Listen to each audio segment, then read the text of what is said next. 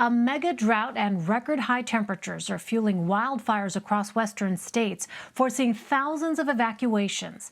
Arizona, Idaho, and Montana together account for nearly half of all active fires. And California is burning at a rate well ahead of last year's disastrous wildfire season.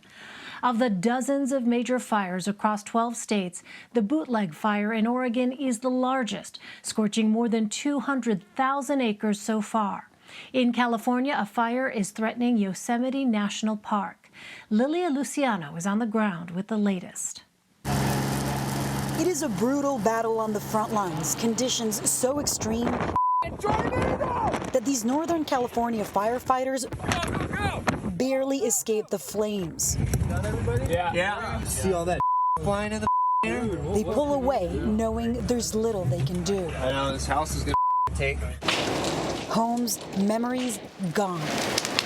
In the parched western U.S., flames that seem a safe distance away can suddenly get way too close. This fire is picking up very fast. The wind is changing direction, and there are embers that are spotting and starting smaller fires on this side of the road. This wildfire near Yosemite National Park threatens the town of Ahwahnee. It's just really high stress, worrying about how far that fire is going to come, because yesterday it was just right up behind us. In Oregon, the bootleg fire continues to rage out of control.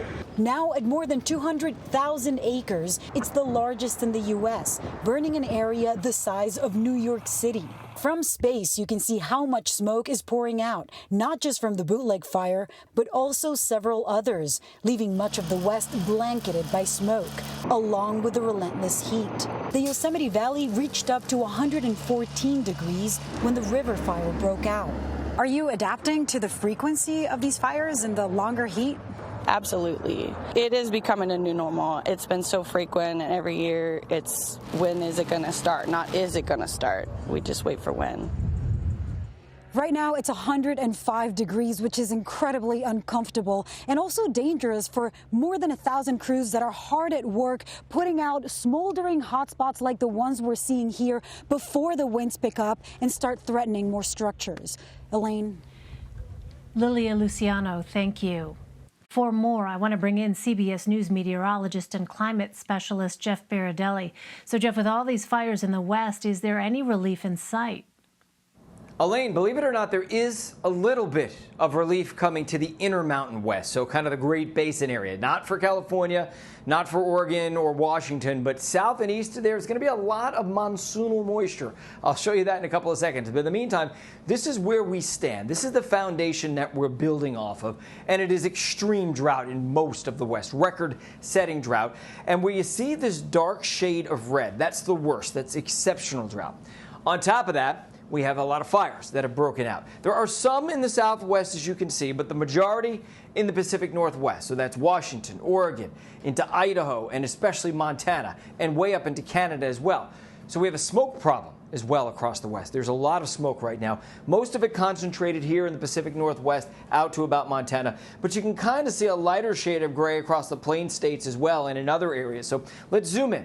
Now, over the next 48 hours, the wind in the upper atmosphere is going to come in from the west. So it's going to begin to push more and more of that smoke further towards the east. Wyoming will get smoke, down into Colorado will get smoke.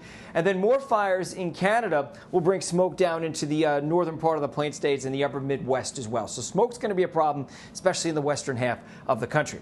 Now, temperature-wise, there is a little bit of relief here. Not as hot as it was. Instead of 115 in Redding, it's 106. Still not a picnic. It's still really hot, but these are not record-shattering hot temperatures. Palm Springs, 108 degrees. Notice the coastal areas stay cooler.